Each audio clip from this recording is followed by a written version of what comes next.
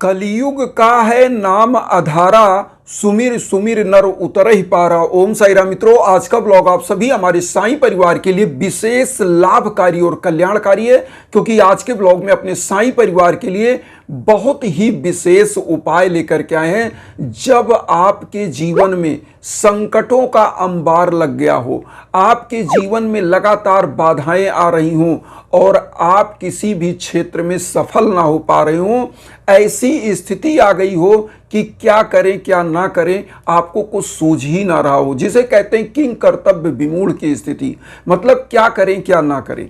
ऐसे समयों में आप साईं बाबा का बहुत ही विशेष उपाय कर सकते हैं और निश्चित रूप से साक्षात साईनाथ आपकी समस्त समस्याओं को सुनते हैं और उसका निराकरण भी देते हैं।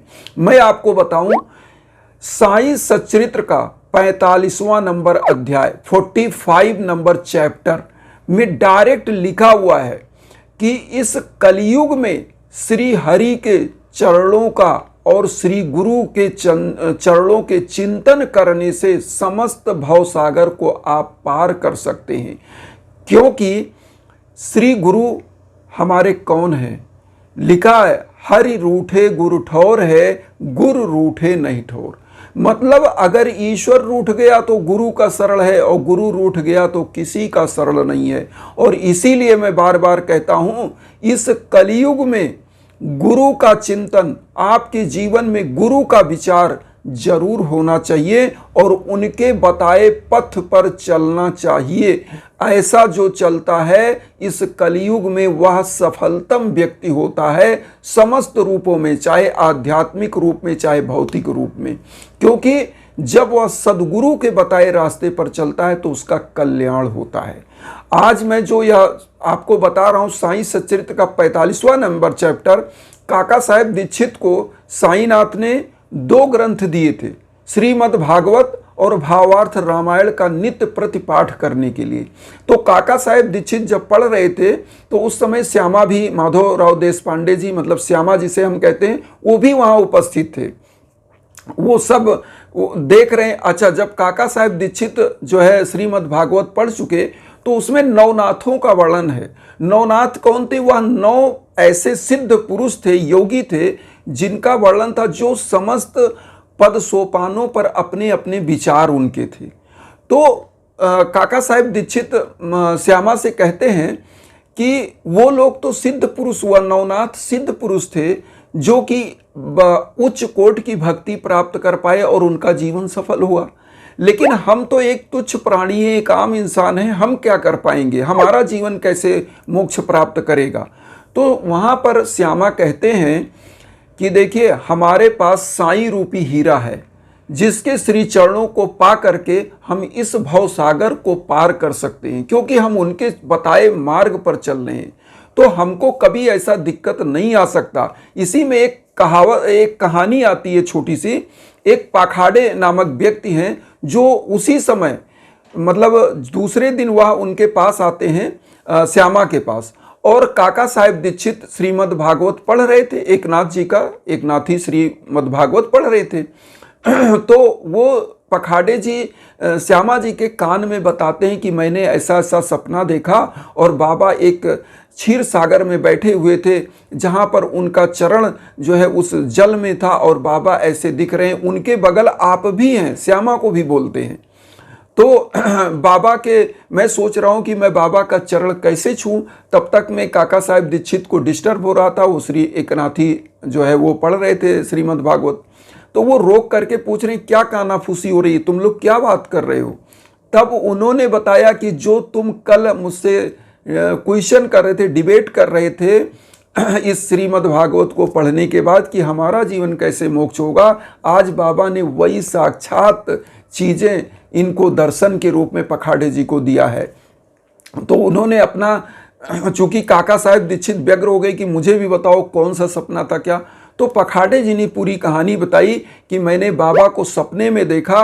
बाबा जो है एक बहुत बड़े सागर में जो है एक उस पर बैठे हुए हैं और उनका जल जो है पानी के अंदर जो है और मैं चाह रहा हूं कि मैं उनका चरण छूं और अपना माथा उनके चरण में रखूं।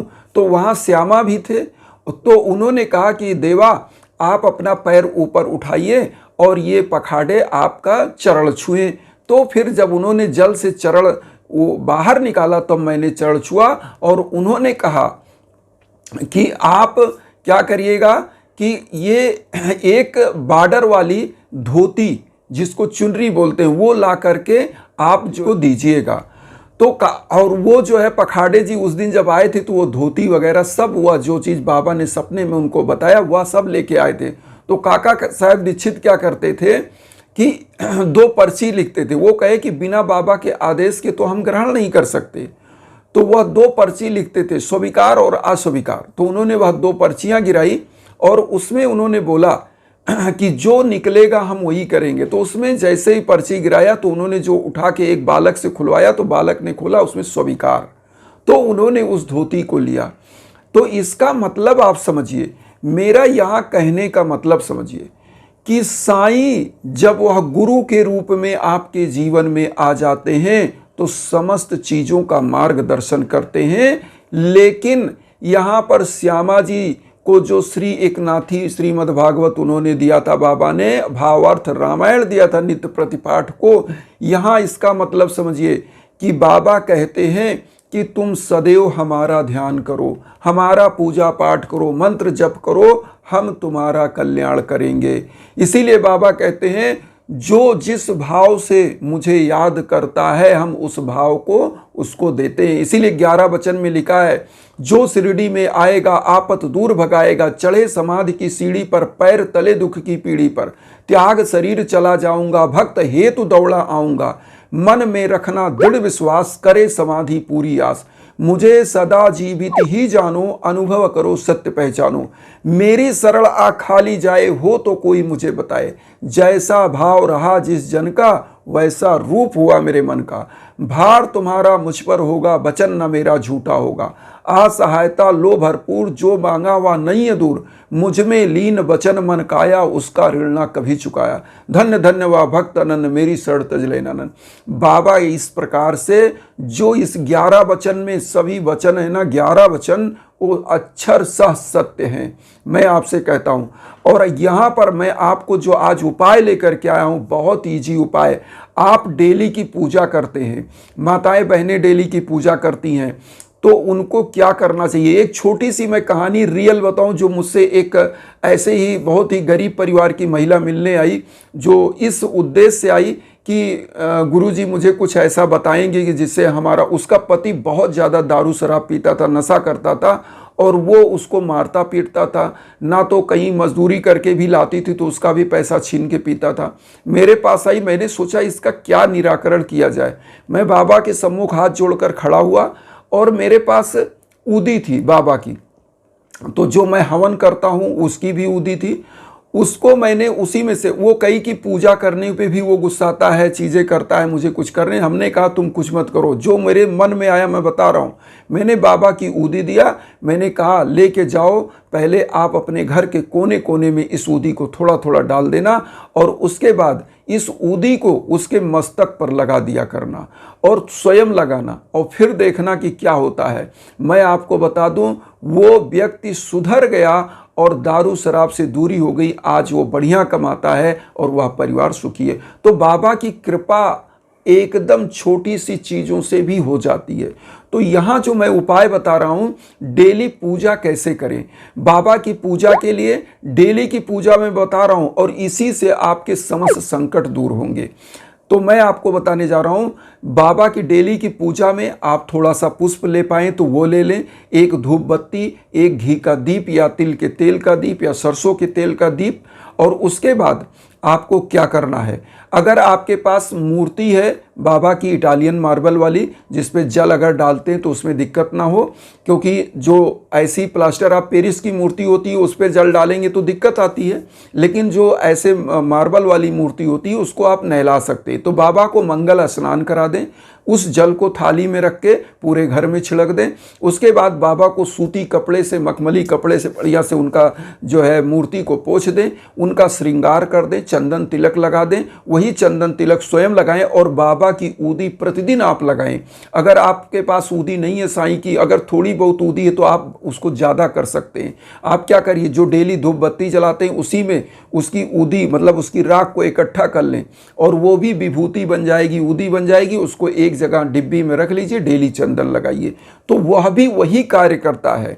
और बाबा के जब शिरडी जाइए तो वहाँ से ऊदी, नहीं तो किसी मंदिर भी जाते हैं जहाँ पर धूनी प्रज्वलित होती है तो वह मंदिर से भी ऊदी आपको मिल जाती है। जो आपके आसपास साईं मंदिर होंगे अगर वहाँ धूनी प्रज्वलित है तो वह ऊदी रख लें। अब उसके बाद बाबा को भोग लगा दें। भोग लगाने के बाद भोग कौन सा, जो सीजनी फल हो, आप खिचड़ी लगा सकते हैं बाबा को, पंचमेवा का मिश्री किशमिश सब कुछ मिला करके लगा सकते हैं भोग, और पूरे परिवार को वितरित करें।